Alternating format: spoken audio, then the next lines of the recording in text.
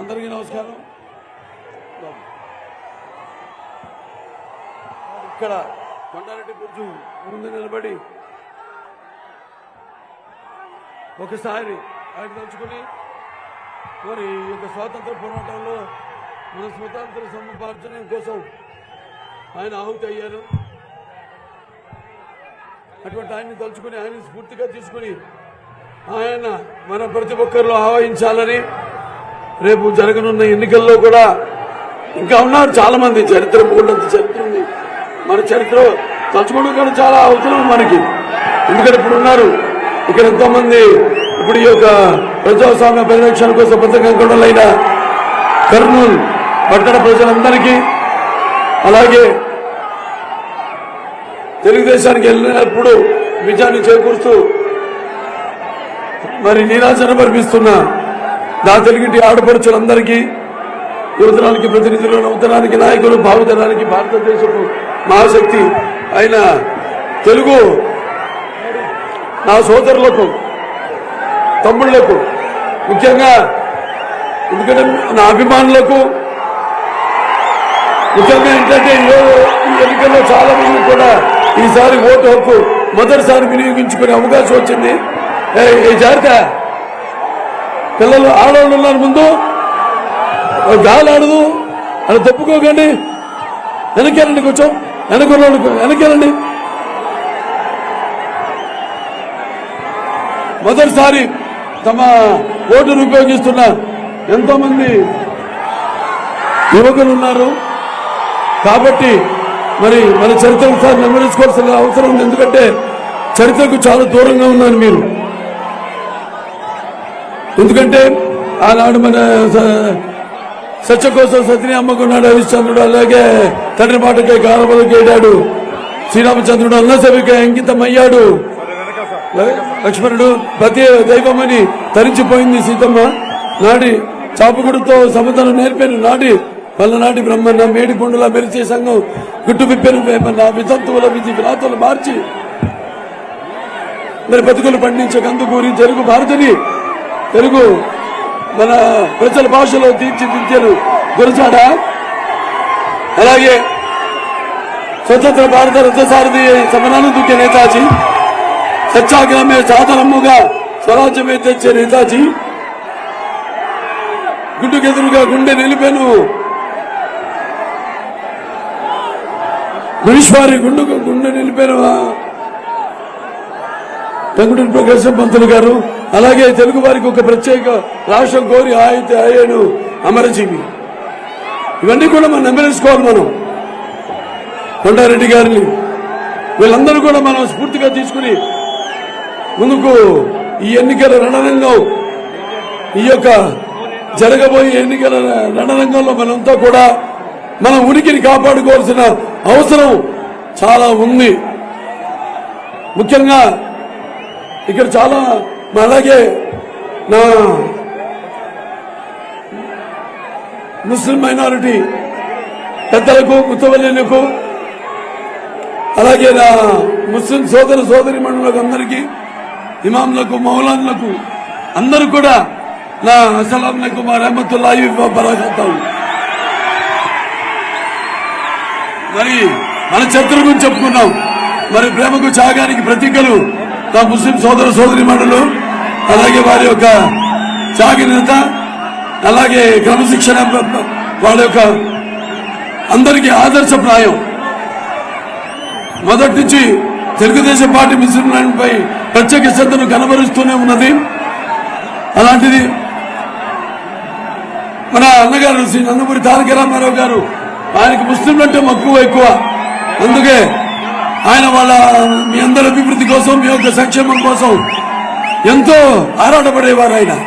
అందుకే ఆయన మొట్టమొదటిసారి దేశంలోనే మైనారిటీస్ ఫైనాన్స్ కార్పొరేషన్ స్థాపించడం జరిగింది. అంటే మీకు ఆర్థికంగా మిమ్మల్ని పైకి తీసుకురావడానికి, మీలో చైతన్యాన్ని రగిల్చడానికి ఆయన నాడు మైనారిటీస్ ఫైనాన్స్ కార్పొరేషన్ స్థాపించడం జరిగింది. కేవలం ముస్లింలు ఓట్లకే కాదు పరిమితం అని ఆనాడు ఆయన ఉర్దూ భాషను మరి మన అవిభక్త ఆంధ్ర రాష్ట్రంలో రెండో అధికారిక భాషగా ఆయన దాన్ని తీసుకొచ్చి అమలు చేయడం జరిగింది. అలాగే ముస్లింలు ఎప్పటికీ చిరకాలం గుర్తుండిపోయేలా ఆయన వాళ్ళకి గౌరవం ఇచ్చారు మీ అందరికీ. అలాగే మరి అక్కడ మనం అవిభక్త రాష్ట్రంగా ఉన్నప్పుడు హైదరాబాద్ లో 11 అంతస్తుల హజ్ భవనాన్ని నిర్మించడం జరిగింది. అలాగే కడపలో 25 కోట్ల రూపాయలతో హజ్ భవనం నిర్మించడం జరిగింది. ఇలా ఎన్నెన్నో కార్యక్రమాలు చేపట్టింది. అటు చంద్రబాబు నాయుడు రామారావు గారి ఆధ్వర్యంలో, అటు చంద్రబాబు నాయుడు గారి ఆధ్వర్యంలో ఇవాళ మన రంగు పసుపు, శుభానికి సంకేత పసుపు. అలాగే ఏదైనా ఆనందమైన పండుగలకు ఆనంద గీతం మన పసుపు. అలాగే మన ఆరోగ్యానికి ఔషధం, ఆయుర్వేద ఔషధం, గొప్ప ఆయుర్వేద ఔషధం పసుపు. అలాగే అభివృద్ధికి నిర్వచనం మన పసుపు. అలాగే సంక్షేమానికి నిదర్శనం మన పసుపు. అలాగే ఆత్మగౌరవానికి నిలబెత్తు రూపము మన పసుపు. అలాగే ఆత్మాభిమానానికి నిలబెత్తు నిదర్శనం మన పసుపు. అలాగే ఆత్మవిశ్వాసానికి నిజమైన సంతకం మన పసుపు. ఇవన్నీ గుర్తుపెట్టుకోవాలి మీరు.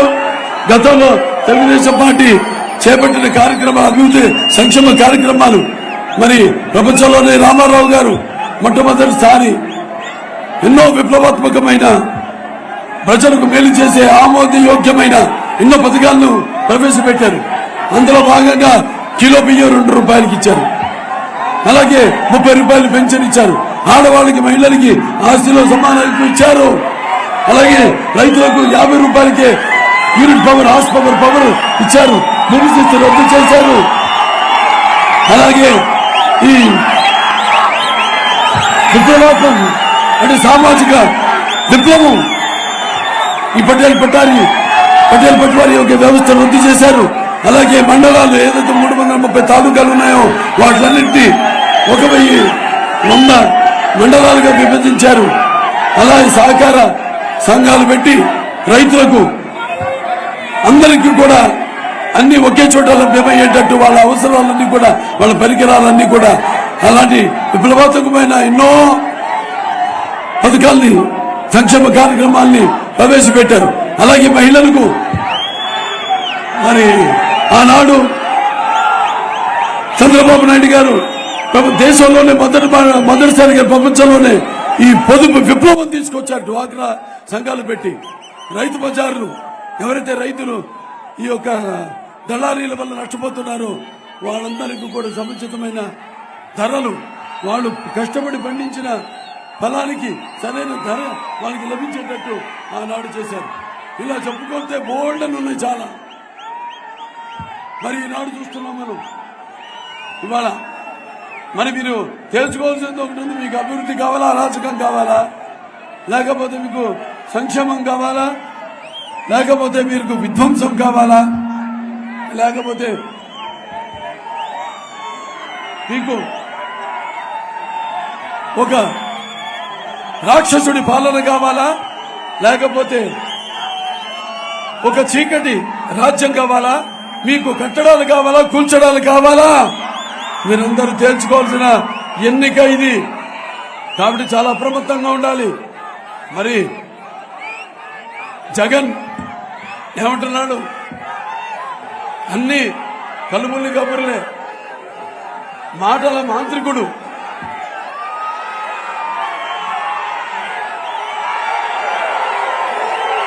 అతనంటాడు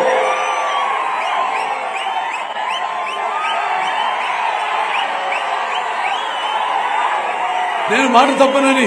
మరి రాష్ట్రాన్ని ఎంత మంటగలిపేశాడు.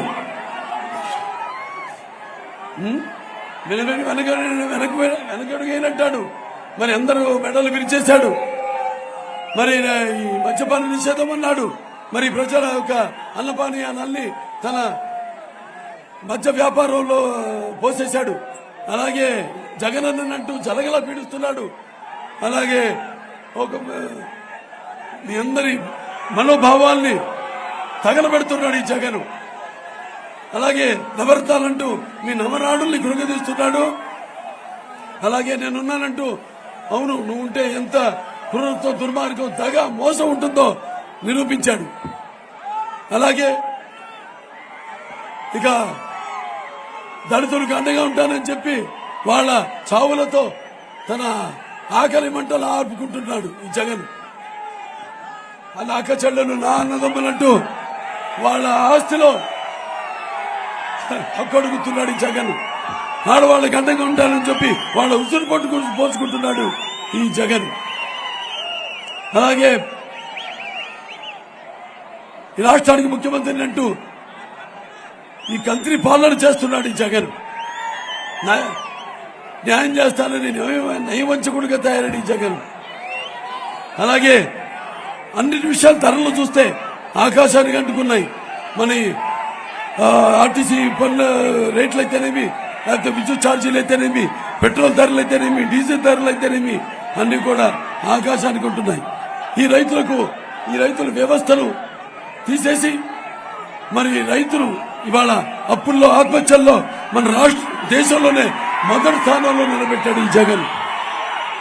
అలాగే పోలవరం ప్రాజెక్టు దాన్ని తీసుకెళ్లి గోదావరిలో కలిపేసి మరి జగన్ ని, తన ప్రభుత్వాన్ని బ్లాక్ లిస్ట్ చేసిన ఈ కాంట్రాక్టర్లు ఉన్నారో వాళ్ళకి ఒక్క చిల్లి గవ్వ కూడా ఇవ్వలేదు ఈ జగన్ ప్రభుత్వం. అలాగే ఇక చెప్పుకుంటూ పోతే ఎన్నెన్నో అతని దుర్మార్గాలకి, అతని అవినీతికి, అతను దగా మోసానికి, అసలు శిశుపాలుడికి ఎలా 100 తప్పులు నిండితే గాని అతనికి సరైన శిక్ష పడలేదో అలాగే వాళ్ళ 100 కాదు కదా, 100 దాటిపోయాయి. ఇక మనమంతా అతనికి బుద్ధి చెప్పాల్సిన సమయం ఆసన్నమైనది. అలాగే ఎవరైనా అతను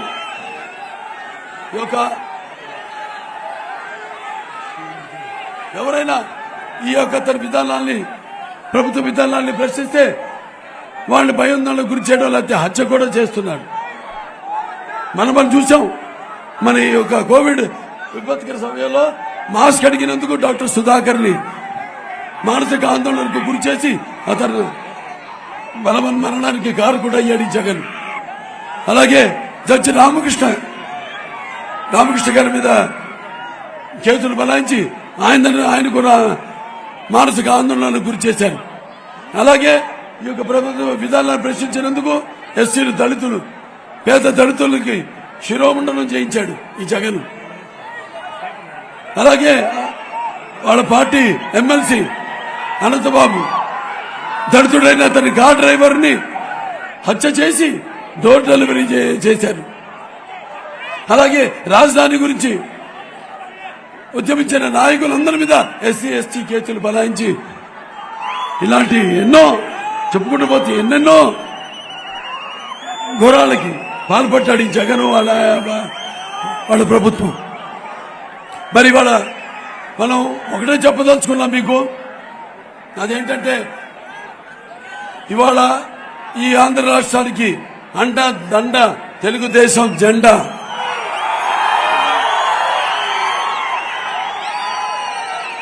తెలుగు పసుపు పొచ్చు దండు కదిలితే అక్కడ జగన్ గుండెల్లో దడ మొదలైంది. అప్పుడే మొదలైపోయింది. అప్పుడే చాలా జిమ్మిక్కులు కూడా చేస్తున్నారు మళ్ళీ అధికారంలో రావడానికి. నేను ఒక్కడినే అంటాడు. ఒక్కడి వెళ్ళవుతావు, నిన్ను నువ్వు ఒక్కడి చేసుకున్నావు. అక్కడి చెల్లిని ఇంటి నుంచి తరిమేశాడు. మరి తన బాబాయిని హత్య చేసిన నిందుల్ని కాపాడుతూ, తన బాబాయిని హత్య చేసిన నిందితుల్ని కాపాడుతూ చెల్లికి ద్రోహం చేసే మరి వాళ్ళకి సమాధానం చెప్పానండి. లేకపోతే అధికారంలోకి రాగానే ఈ సిపిఎస్ తీసేస్తానని నమ్మబలికి ఉద్యోగుల్ని మోసం చేశాడు. ఆ ఉద్యోగులకి సమాధానం చెప్పండి. లేకపోతే ప్రతి సంవత్సరం జాబ్ క్యాలెండర్ రిలీజ్ చేస్తానని యువతని నమ్మబలికి మోసం చేసి వాళ్ళని మరి మత్తు పదార్థాలకి, గంజాయికి, డ్రగ్గులకి బానిసలు చేశాడు.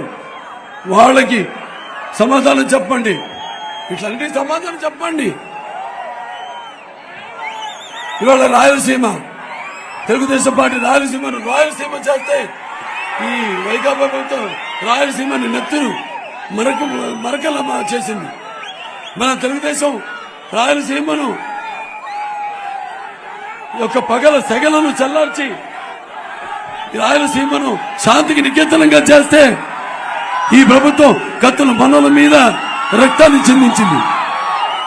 అలాగే తెలుగుదేశం ప్రభుత్వం కాలువల్లో కృష్ణమ్మను ప్రవహింపజేస్తే, అలాగే బీటలు బారిన ఆ రాయలసీమ బీడు భూములను సస్యశామలం చేస్తే ఈ వైకాపా ప్రభుత్వం పుటకేక్షలను పెంచి పోషించి అదే కాలువల్లో నెత్తురు టేరులను ప్రవహింపజేసింది. అభినవ మొన్నే జరిగింది అంబేద్కర్ గారి జయంతి. మరి ఆ అంబేద్కర్ గారు మన ఎంతో అద్భుతం, అంటే మనకు వేదం కంటే కూడా భగవద్గీత కంటే ఎంతో పవిత్రమైన మన రాజ్యాంగాన్ని నిర్మాత ఆయన. ఆ తర్వాత అభినవ అంబేద్కర్ గారు అంటే మన ఎన్టీ రామారావు గారిని సభాముఖంగా తెలియజేస్తున్నాను. మీకు ఓటు హక్కు ఉంది. మరి ప్రజాస్వామ్యంలో ఈనాడు ఓటు అనే ఆయుధం, దాని మీదంతా సద్వినియోగపరుచుకుని మరి మీ ఉద్దేశాలని వ్యక్తపరచుకోవడానికి, మరి ప్రజాస్వామ్య పరిరక్షణ కోసం సరైన మన ప్రతినిధుల్ని ఎన్నుకోవడం కోసం, సమాజ స్థాపన కోసం, సమాజంలో ఉన్న యథార్థాలను తొలగించడం కోసం, అలాగే సామాజిక న్యాయం చేయడం కోసం మరి మీరంతా కూడా ఈ ఓటుని ఎక్కడ కూడా కొదువు పెట్టకుండా, వెలకెట్టకుండా మీరు దీన్ని సరిగా వినియోగించుకున్నారో ఈ యొక్క ఏదైతే మధ్య విద్వేషాలు ఉన్నాయి వీటిలన్నింటినీ కూడా దూరం పెట్టి మీ స్వార్థాలకు, మీ స్వప్రయోజనాల కోసం ఈ ఓటుని వాడుకున్నారో ఈ ఓటుని మీరు దుర్వినియోగం చేసినట్టు అవుతుంది. అలాగే మీ యొక్క స్వాతంత్రాన్ని, ప్రజాస్వామ్యాన్ని మీరే దాన్ని కురి చేసినట్టు అవుతుందని మీ అందరికీ నేను తెలియజేసుకుంటున్నాను. ఎటువంటి అద్భుతమైన అభ్యుదయ కార్యక్రమాలు చేపట్టింది తెలుగుదేశం అధికారంలో ఉన్నప్పుడు. అన్ని వర్గాల వాళ్ళకి, మన నిరుద్యోగులైన మరి దళితులు ఉన్నారు, వాళ్ళందరూ కూడా ఆనాడు సబ్సిడీతో కూడిన రుణాలు ఇచ్చి, మరి ఆనాడు ఇన్నోవా కార్లు ఇచ్చి వాళ్ళకి జీవనోపాధి కల్పించింది మన తెలుగుదేశం ప్రభుత్వం. అలాగే దళితులైన ఈ యొక్క యువ పారిశ్రామికవేత్తలకు ₹1 దాకా ఆర్థిక సాయం అందించింది మన తెలుగుదేశం. అలాగే రాష్ట్ర వ్యాప్తంగా అన్ని ఎస్సీ వార్డుల్లో కూడా సీసీ రోడ్లు, అలాగే సీసీ డ్రైన్లు నిర్మాణం చేసింది మన తెలుగుదేశం ప్రభుత్వం. మరి రేపు తెలుగుదేశం పార్టీ అధికారంలోకి వస్తే, అంటే మా కూటమి ప్రభుత్వం అధికారంలోకి వస్తే తప్పకుండా మీ అందరిని న్యాయం చేస్తాము. మళ్ళీ ఈ యొక్క అంబేద్కర్ విదేశీ విద్య ఏదైతే ఉందో, అలాగే ఈ ఏపీఐఐసి ద్వారా మీకు, అలాగే ఈ కార్పొరేషన్ ద్వారా, ఫైనాన్స్ కార్పొరేషన్ ద్వారా మీకు రుణాలు అందరికీ అందజేస్తాము. అలాగే బెస్ట్ అవైలబుల్ స్టడీస్ BAS మీకు అందజేస్తాము. అలాగే ప్రతి పేద దళితుడికి కూడా 2 ఎకరాలు కొనుగోలు భూమిని ఇస్తాము. అలాగే సివిల్ సర్వీసెస్ కి అందరూ కూడా ఉచితంగా శిక్షణ ఇస్తామని ఈ సభాముఖంగా మేము తెలియజేసుకుంటున్నాం. మరి మా బీసీ సోదరులున్నారు, ఆనాడు జస్టిస్ పున్నయ్య గారికి, అంటే కె నారాయణ గారు రాష్ట్రపతిగా ఉన్నప్పుడు సర్కారియా కమిషన్ జస్టిస్ పున్నయ్య గారి ఆధ్వర్యంలో ఆనాడు ABCD వర్గీకరణ చేసి దాని ఆమోదం పొందాం రాష్ట్రపతి నుండి కేంద్రాన్ని పంపించి. అప్పుడు సుమారుగా 22,000 అదనపు ఉద్యోగాలు వచ్చినాయి మన రాష్ట్రానికి, మన దళిత సోదరులకు. అలాగే ఆ తర్వాత మొన్న 2014 ఎన్నికల ముందు కూడా, 2019 ఎన్నికల ముందు కూడా మనం ABCD వర్గీకరణ చేసి పంపిస్తూ జరిగింది రాష్ట్రపతి గారికి. దానికి ఆయన అంటే ఇప్పుడు మోడీ గారు దానికి ఆమోదయోగం తెలియజేశారు. రేపు ప్రభుత్వం రాగానే దానికి ఆమోద యోగ ముద్ర కూడా వేయిస్తామని, దాన్ని చేయిస్తామని మీ అందరికీ నేను తెలియజేసుకుంటున్నాను. అలాగే మా మైనారిటీ సోదరులారు, మరి మైనారిటీ కోసం చంద్రబాబు నాయుడు గారు ఆనాడు 50% సబ్సిడీతో కూడిన రుణాలు సుమారుగా 45,244 మందికి లబ్ధిదారులకు అందించడం జరిగింది. అలాగే ఈ యొక్క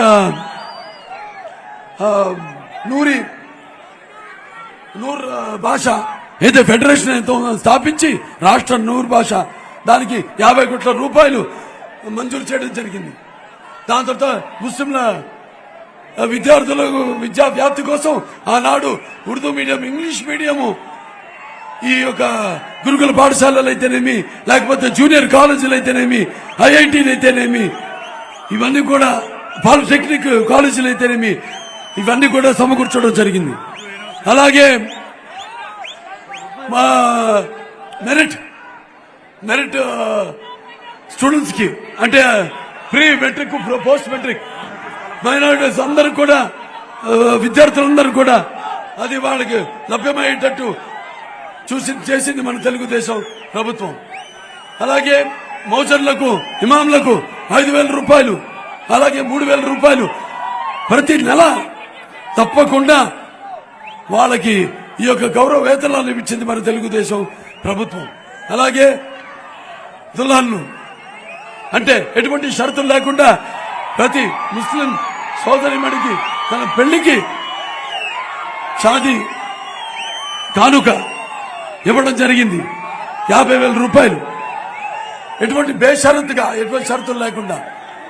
అలాగే మన ప్రతి రంజాన్ పండుగకి 11 లక్షల మంది ఈ వైట్ కార్డ్ హోల్డర్స్ కి మనం రంజాన్ తోఫా ఇవ్వడం జరిగింది. ఇలాంటివి ఎన్నో. అలాగే కర్నూలు ఇక్కడ ఉర్దూ యూనివర్సిటీ స్థాపించడం జరిగింది. రేపు తెలుగుదేశం పార్టీ అధికారంలోకి వస్తే అక్కడ అమరావతిలో 5 ఎకరాలు ఇస్లామిక్ కల్చరల్ సెంటర్ పెడతామని మీ అందరికి నేను తెలియజేసుకుంటున్నాను. అలాగే విజయవాడ అక్కడ కూడా ఒక హజ్ హౌస్ నిర్మిస్తామని మీ అందరికీ తెలియజేసుకుంటున్నాను.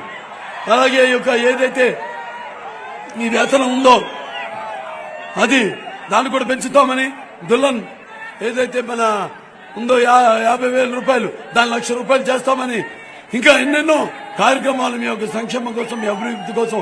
ఎప్పుడూ మిమ్మల్ని ఓటర్ల రూపంతో చూడలేదు. మేము మిమ్మల్ని కూడా సామాజికంగా, రాజకీయంగా పైకి తీసుకోవాలని ఉద్దేశంతోనే ఎప్పుడు మిమ్మల్ని గౌరవించింది తెలుగుదేశం ప్రభుత్వం అధికారంలో ఉన్నప్పుడు. కాబట్టి మీరంతా కూడా ఇవన్నీ దృష్టిలో పెట్టుకుని, మరి నేను చెప్పాను మీకేం కావాలో, అలాగే ఈ యొక్క బీసీలో ఏదైతే ABCD E ఉందో, ముస్లింలు పరిగణించబడతారు ఈ కేటగిరీలో, అది తీసేస్తారు అని ఈ వైకాపా వాళ్ళు దుష్ప్రచారం చేస్తున్నారు. వాళ్ళ మాటలు నమ్మకండి, తీసే ప్రసక్తే లేదు.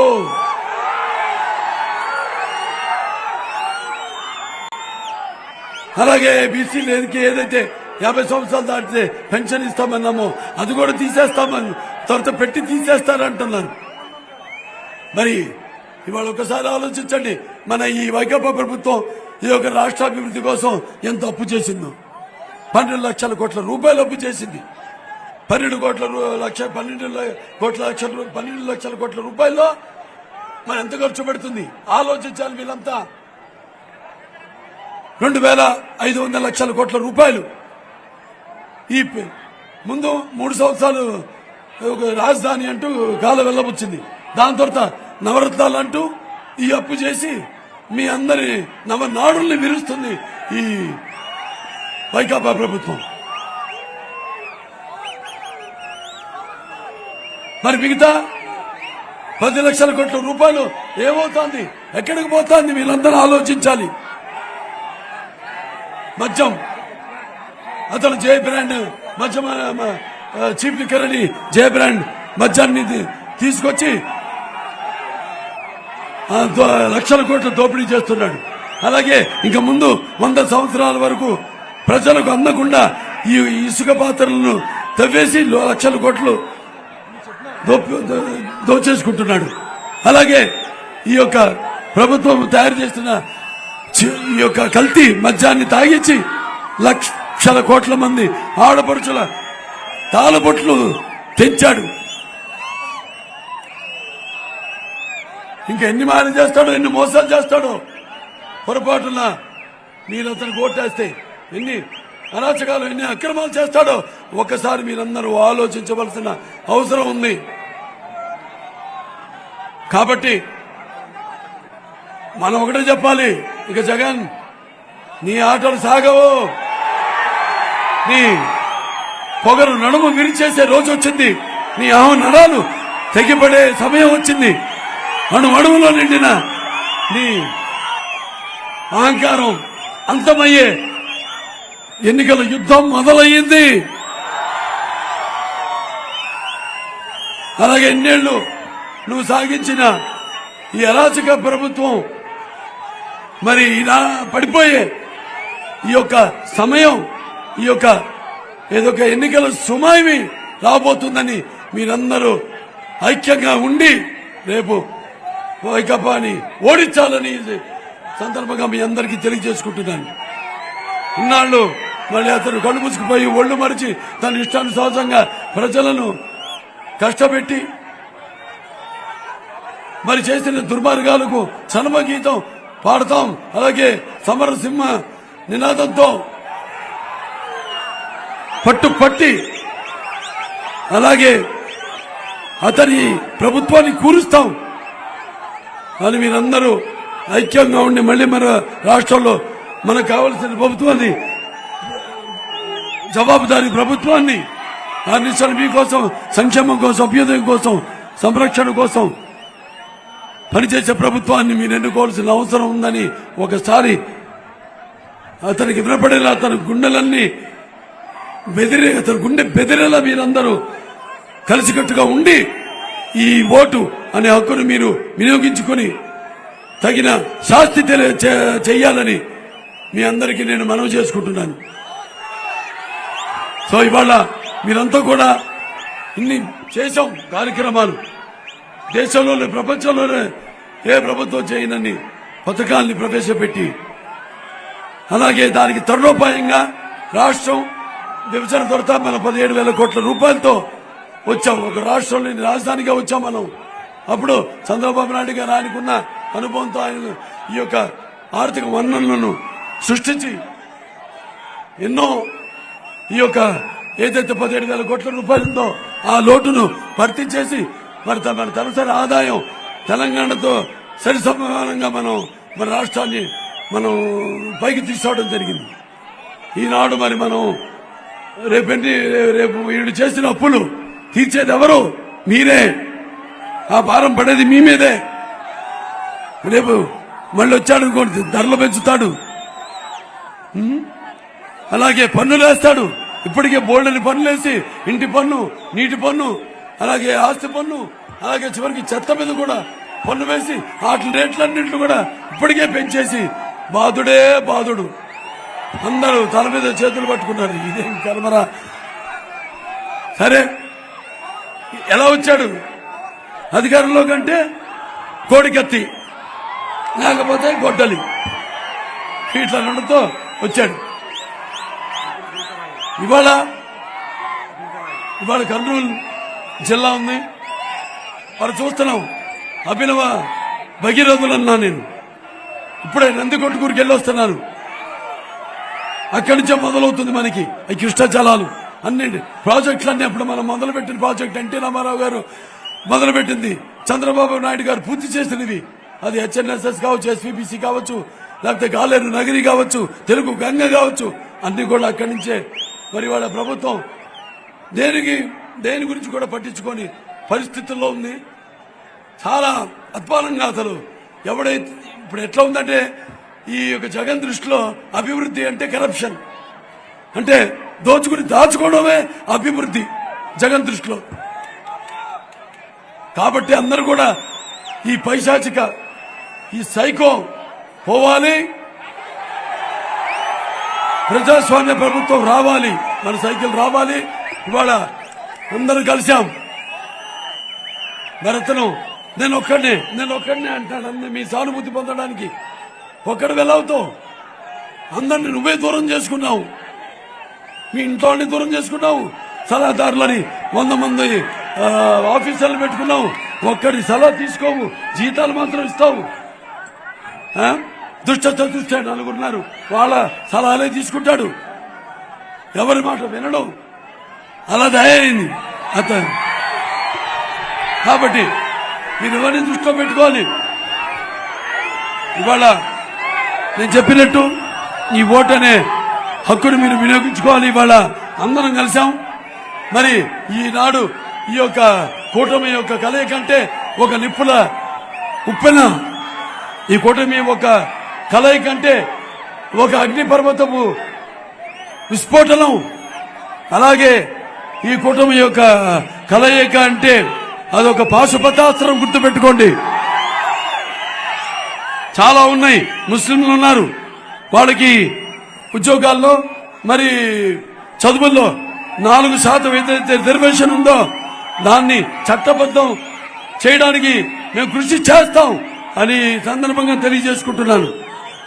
ఇవన్నీ మనం చేసుకోవాలంటే కేంద్రం మీద కూడా మనం ఆధారపడాలి. ఎందుకంటే ఇతని సైకో పాలనలో రాష్ట్రం చాలా సంవత్సరాలు, ఒక 20-25 సంవత్సరాలు వెనక్కి వెళ్ళిపోయింది రాష్ట్రం. కానీ మనకుంది విజనరీ, ప్రపంచానికే ఒక ఆదర్శమైన విజనరీ లీడర్ చంద్రబాబు నాయుడు గారు. దానికి వాయువు కూడా తోడైంది. సోదరుడు పవర్ స్టార్ పవన్ కళ్యాణ్ గారు ఆయన 2014లోనే జనసేన పార్టీని స్థాపించడం, మరి అప్పటి నుంచి కూడా అవిశ్రాంతంగా ఏ సమస్య వచ్చిన రాష్ట్రంలో ఆ సమస్యలపై పోరాడుతూ అలాగే ఆ పార్టీని కొనసాగిస్తూ ఇవాళ అందరం చేతులు కలిపాం. అక్కడ మనకు అవసరమైన నిధులు, మరి చట్టబద్ధంగా మనం చేసుకోవలసిన కొన్ని పనులు మనం చేసుకోవాలంటే మన కేంద్ర ప్రభుత్వం యొక్క సహాయ సహకారాలు కూడా చాలా అవసరం. కాబట్టి ఇవన్నీ దృష్టిలో పెట్టుకుని ఇవాళ ఈ జరుగుతున్న ఎన్నికల సంగ్రామంలో మీరంతా కూడా మీ యొక్క పవిత్రమైన విలువైన ఓట్లను వెయ్యాలి. ఇది అభ్యర్థన కాదు, ఇదొక ప్రతి తెలుగువాడి గుండె మంట.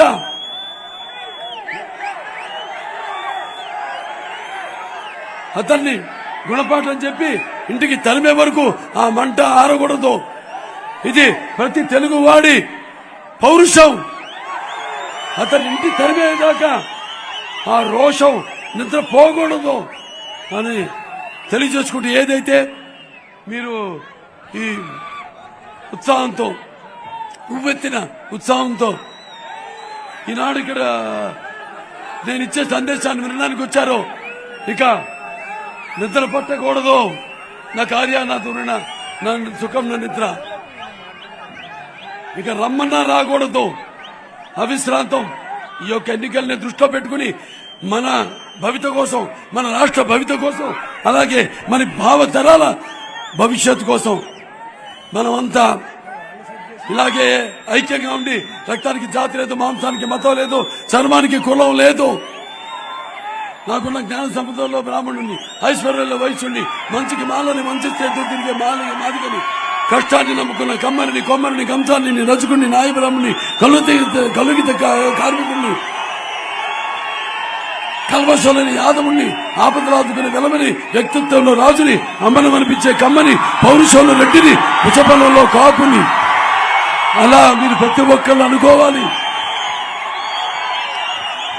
మతాలు, కులాలు ఇవి కాదు మనం కూడిపెట్టేది.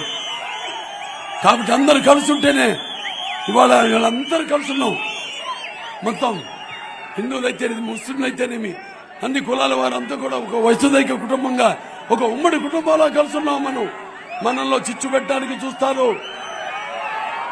చిచ్చు కాదు కదా, వాడిని చచ్చేదాకా, వాళ్ళందరినీ చంపేదాకా మనం వాడిని వదిలిపెట్టమని మీరందరి సమావేశంగా ఒక శబ్దం పోనండి. मैं हिंदुस्तान हिमालय मेरे सरहदों के निकबा और गंगा मेरी पवित्रता की सौगंध। तारीख के इब्तिदा से मैं अंधेरों और उजालों का साथी हूँ और मेरे खाक पर संगमरमर में चादरों में लिपटी हुई इमारतें दुनिया से कह रही है कि जालिमों ने मुझे लूटा, मेहरबानों ने मुझे संभाला, नादानों ने मुझे जंजीरें पहना दी और मेरे चाहने वालों ने उन्हें खाट फेंका। सारे जहां से अच्छा हिंदू सीता हमारा, हम बुलबुले हैं इसके, ये गुल सीता हमारा। అలాగే వాళ్ళ కర్నూలు విషయానికి వస్తే ఇక్కడ ఎమ్మెల్యే జగన్ ఏమో దీన్ని ఏదో స్మార్ట్ సిటీ చేస్తానన్నాడు. నాకు 23 ఎమ్మెల్యేలు అందరినీ గెలిపించమన్నాడు. 23 ఇచ్చారు. ఏం పీకాడు? ఏం అభివృద్ధి చేశాడా? Smart city, under ground drainage, ఆ వ్యవస్థను ఏదైనా నిర్మించాడా? ఇక్కడ ఉన్నాడు ఎమ్మెల్యే, ఆయన చేసిన అభివృద్ధి ఏంటి? 5 సంవత్సరాల్లో ఈ ఆస్తుల్ని అక్రమాలు చేయడం, భూముల్ని, లేకపోతే ఉద్యోగాలు ఇప్పిస్తానని అందరి దగ్గర డబ్బు తీసుకోవడం. ఇతను ఇప్పుడు మార్చారు. ఇప్పుడు వచ్చేవాడు ఎందుకు మార్చాడు? అతను పబ్బం గడిపాడు కాబట్టి. ఇక ఇంకోటికి అవకాశం, ఇంకోటి రావాలి మళ్ళీ దోచుకోవడానికి. సో జాగ్రత్త, ఇవన్నీ కూడా దృష్టిలో పెట్టుకోండి. రేపు పెట్టుకుని మన పూర్వ వైభవం మళ్ళీ తీసుకురావడానికి, మన పునరావృత్తి కావడం కోసం మన రాష్ట్రానికి, అలాగే మన ఉనికిని ఇవాళ దురదృష్టవశాత్తు ప్రపంచ పటంలో ఉండేవాళ్ళం మనం ఇవాళ అందరు నవ్వుకునే, హాస్యాస్పదం చేసే పరిస్థితిలో ఉన్నాం ఈనాడు. మనం ప్రతివాడు నవ్వుకుంటున్నాడు. ఏది తెలుగు వాళ్ళు రాజకీయ చైతన్యం అంతా ఇవైపోయింది. బూడిదలో పోసిన పన్నీరు అయిపోయిందా? చెవిటోడు చెవిలో ఊదిన శంఖమైందా? కళ్ళు లేని కబూతులైపోయారా తెలుగు వాళ్ళందరూ అని ప్రపంచ దేశాలన్నీ మనల్ని చాలా చులకనగా చూస్తున్నాయి. ఎటువంటి గతం ఉండేది మనకి. కాబట్టి ఇవన్నీ చెప్పాల్సి వచ్చింది. మన గతం నుంచి కూడా యువకులు ఉన్నారు ఇక్కడ. ఇవాళ మీరే మొదటిసారి ఓటు హక్కు చాలా మందికి వచ్చింది ఇక్కడ. దాన్ని విని సరిగ్గా సద్వినియోగపరచుకోండి. లేకపోతే ఇతను చేసే అక్రమాలకి, ఇతను చేసే మోసాలకి అతని యొక్క దూరదృష్టి కూడా అదే. ఏంటంటే ఇవాళ ఈ భూమి రిజిస్ట్రేషన్ ఇది కూడా తీసుకొస్తాడు కొత్త ఒక సెక్షన్. అదేంటంటే అతని పాస్బుక్ మీద అతను ముద్ర వేసి అతని బొమ్మ ఉండి మొత్తం పుస్తకాలనేమో అతని దగ్గర ఉంటాయి. రేపు మీరు పొరపాటున సరి చేసుకొని చూసుకోలేదనుకోండి, మీ భూమి పత్రాలు, మీ రిజిస్ట్రేషన్ అవి ఉంటాయి, కానీ వాటి మీద అప్పు ఉంటుంది. అప్పు ఈ పాస్ పుస్తకాలు పెట్టి, పట్టా పుస్తకాలు పెట్టుకుని అప్పు చేస్తాడు. గుర్తు పెట్టుకోండి. అప్పు చేసి ఇవాళ తీసేశాడు రాష్ట్రాన్ని. అసలు మనమే ఈ రాష్ట్రంలో లేకుండా చేయడమే, అది చూడడమే అదొక పైశాచికం. అందుకే సైకో అన్నారు తల్లి. అదొక లక్షల కోట్ల పక్షుడు అవినీత, అలాగే నిన్న పక్షపాత రూపకుడు, అవినీతి పక్షకుడు అని, అలాగే ముఖ్యమంత్రి మా మూర్ఖుడు, అలాగే దేశ జగన్ మెరిగిన జగన్ నాటకుడు, అలాగే రాష్ట్రానికి రావణ పాలకుడు, ధన మాన ప్రాణ చోరకుడు ఈ జగన్. గుర్తుపెట్టుకోండి మీరంతా. కాబట్టి ఇవన్నీ దృష్టిలో పెట్టుకుని మీరు రేపు ఎన్నికల్లో మళ్ళీ మీ ఓట్లన్నీ వేస్తారు తెలుసు నాకు. వేసి ప్రజాస్వామ్యాన్ని గెలిపించాలి. మన తెలుగుదేశం పార్టీ ఇరు అభ్యర్థుల్ని, అటు మా టీజీ భరత్ బాబు అయితేనేమి, లేకపోతే మా నాగరాజు గారిని అయితేనేమి పార్లమెంటుకి సభ్యుడు, ఈయన ఇద్దరి అసెంబ్లీ పార్లమెంటు 2 ఓట్లు సైకిల్ గుర్తుకేసి గెలిపించాల్సిందిగా గెలిపిస్తారు అన్న నమ్మకంతో ఇక్కడి నుంచి పెడుతున్నాను నేను. ఎందుకంటే యువకుడు అందరూ కూడా, అలాగే నేను చెప్పాను సామాజిక న్యాయానికి ఈరోజు ఇక్కడ ప్రత్యక్ష అభ్యర్థులు. కాబట్టి మీరు ఇద్దరిని గెలిపించి, అలాగే ఎక్కడెక్కడైతే తెలుగుదేశం పార్టీ లేకపోతే మన ఈ యొక్క జనసేన అయితే బీజేపీ అభ్యర్థులున్నారు, వాళ్ళందరినీ కూడా గెలిపించాల్సిందిగా మీ అందరినీ సవినయంగా మనవి చేసుకుంటూ నేను సెలవు తీసుకుంటున్నాను. జై తెలుగుదేశం. అలాగే కర్నూలుని అభ్యుదం చేసింది తెలుగుదేశం పార్టీ. నేను చెప్తూ మర్చిపోయాను మధ్యలో, అక్కడ గ్రీన్ కో హైబ్రిడ్ పవర్ ఆనాడు 800 ఎకరాలు ఇచ్చి ఇక్కడ డెవలప్ చేయడం జరిగింది. అలాగే మన జయరాజ్ స్టీల్ అది కూడా పూర్తి వస్తుంది. అలా ఇక్కడ ఎంతో మందికి ఎయిర్పోర్ట్, మన గ్రీన్ఫీల్డ్ ఎయిర్పోర్ట్ అయితేనేమి, ఇటువంటి ఎన్నో అభ్యుదయ కార్యక్రమాలు చేపట్టి అటు అందరినీ వచ్చే పెట్టుబడిదారులు ఉంటారు వాళ్ళు రావడానికి, వాళ్ళని మరి వచ్చే సదుపాయాలన్నీ సమకూర్చడానికని, ఇక్కడ నిరుద్యోగ సమస్యలు తీర్చడానికని ఇటువంటి అక్కడ మా హిందూపూర్లో మరి అక్కడ కియా పరిశ్రమను పెట్టారు ఎడారిలో. మరి ఆనాడు పట్టుబట్టి ఏదైతే నాన్నగారి యొక్క ఆశయం కృష్ణ జలాలు ఏదైతే వృధాగా 3,000 టీఎంసీ సంవత్సరానికి సముద్రంలో కలిసిపోతుందో దాన్ని శ్రీశైలం థర్మల్ ఏదైతే థర్మల్ స్టేషన్ గా గుర్తించబడిందో కాకుండా దాన్ని ఇరిగేషన్ టర్మినల్ గా మార్చి ఇటు ఈ యొక్క రాయలసీమను సస్యశ్యామలం చేస్తూ అటు తాగునీరు ఇటు సాగునీరు కూడా అందించిన ఘనత. అందుకనే నేను అభినవ భగీరథులని ఎన్టీ రామారావు గారు, ఒక చంద్రబాబు నాయుడు గారు. కాబట్టి ఇవన్నీ మీకు కూడా పట్టిసీమ అటు గోదావరి కృష్ణా జలాలను అనుసంధానం చేసి మరి ఎవడు కళలో జరగదన్నారు చాలా మంది. అటు తెలుగు గంగ జరగదన్నారు, ఇటు పట్టిసీమ కూడా జరగదన్నారు. రెండు సృష్టికి ప్రతి సృష్టి చేసి చూపించాం. అందుకే నాడు మిమ్మల్ని వచ్చి అడుగుతున్నాం మీ ఓటుని. మా కోసం కాదు, మీకోసం, మన రాష్ట్రం కోసం. దయచేసి ఇవన్నీ కూడా గమనించి మన అభ్యర్థుల్ని గెలిపించవలసిందిగా మనస్ఫూర్తిగా కోరుకుంటూ నేను సెలవు తీసుకుంటున్నాను. జై తెలుగుదేశం, జై తెలుగుదేశం, జై తెలుగుదేశం, జై కూటమి, జై కూటమి, జై కూటమి.